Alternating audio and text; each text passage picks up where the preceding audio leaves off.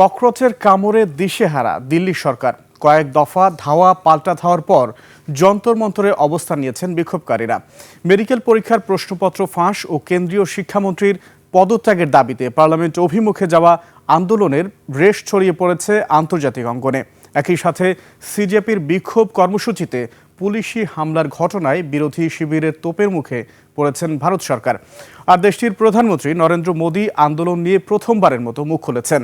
প্রশ্ন ফাঁসের ঘটনায় দায়ীদের কঠোর শাস্তি দেওয়ার অঙ্গীকার তার। পাশাপাশি ছাত্ররা ভুল পথে গেলে মেনে নেওয়া হবে না বলেও হুঁশিয়ারি দেন তিনি। বিস্তারিত আফসানা নীলা রিপোর্টে। ভারতের রাজধানী নয়াদিল্লির যন্তর মন্তর ও তার আশপাশের এলাকাগুলোতে দফায় দফায় চলছে ধাওয়া পাল্টা ধাওয়া আর সংঘাত সহিংসতা। তরুণ তরুণীদের ফেসবুক ভিত্তিক গ্রুপ ককরোচ জনতা পার্টি সিজেপি সমর্থক আর পুলিশের মধ্যে চলছে এই সংঘর্ষ।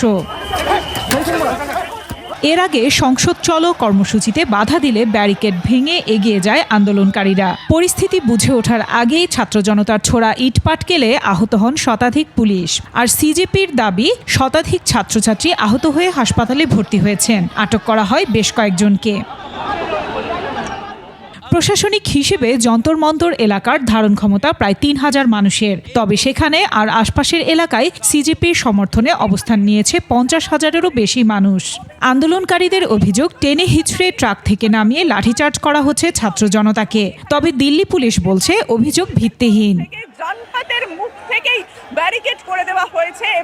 সিজেপি জানিয়েছে সংঘাতের মধ্যেও সংগঠনটির একটি প্রতিনিধি দল কেন্দ্রীয় সরকারের কয়েকজন মন্ত্রীর সঙ্গে প্রাথমিক বৈঠক করেছে। তাদের দাবি, বিষয়টি নিয়ে আলোচনার সময় চেয়েছে সংশ্লিষ্ট মন্ত্রীরা। তবে কেন্দ্রীয় স্বাস্থ্যমন্ত্রী জেপি নাড্ডার ওপর তাদের ভরসা নেই বলে স্পষ্ট জানান দলের মুখ্য নেতা অভিজিৎ দীপক। বলেন, দাবি বাস্তবায়ন না হওয়া পর্যন্ত রাজপথ ছাড়বে না ককরোচ। अगर आपको मार्च रोकना था आप वाटर कैनन गन्स भी यूज कर पाते थे, लेकिन आपने टीयर गैस यूज करे, आपने ब्रूटल लाठीचार्ज यूज किया है। এছাড়া শিক্ষামন্ত্রীকে বরখাস্ত করা হোক এই দাবির সঙ্গে যুক্ত হয়েছে সোনম ওয়াংচুককে নিঃশর্তে হাসপাতাল থেকে ছেড়ে দেয়া এবং যে ২০ জন ছাত্রছাত্রী আত্মঘাতী হয়েছেন তাদের প্রত্যেকের পরিবারকে ১ কোটি করে টাকা দেওয়ার শর্ত। এদিকে ককরোচ জনতা পার্টিকে সমর্থনের ঘোষণা দিয়ে পশ্চিমবঙ্গের সাবেক মুখ্যমন্ত্রী মমতা বন্দ্যোপাধ্যায় আন্দোলনে যোগ দেবেন বলে জানিয়েছেন। আর কর্মসূচিতে অংশ নেওয়া শিক্ষার্থীদের ওপর পুলিশের লাঠিচার্জ ও টিয়ার গ্যাস নিক্ষেপের ঘটনায় কেন্দ্রীয় সরকারের তীব্র সমালোচনা করেছেন ভারতের বিরোধী দলীয় নেতা রাহুল গান্ধী। এ ঘটনায় প্রধানমন্ত্রীর প্রকাশ্যে ক্ষমা চাওয়া উচিত বলে মন্তব্য করেন তিনি। But Dharmendra Pradhan hasn't beaten up the students. Home Minister has. He should resign. And Home Minister reports to Prime Minister. He should resign. What is going on? অন্যদিকে দেশটির প্রধানমন্ত্রী নরেন্দ্র মোদী পরীক্ষায় প্রশ্ন ফাঁসের ঘটনায় দায়ীদের কঠোর শাস্তি নিশ্চিত করার আহ্বান জানিয়ে বলেন, ভবিষ্যতে প্রশ্ন ফাঁস ঠেকানো একটি জাতীয় দায়িত্ব। শিক্ষার্থীদের ওপর পুলিশের অভিযানের বিষয়ে বলেন, এ নিয়ে শিক্ষার্থীদের ভুল পথে পরিচালনা করা হচ্ছে।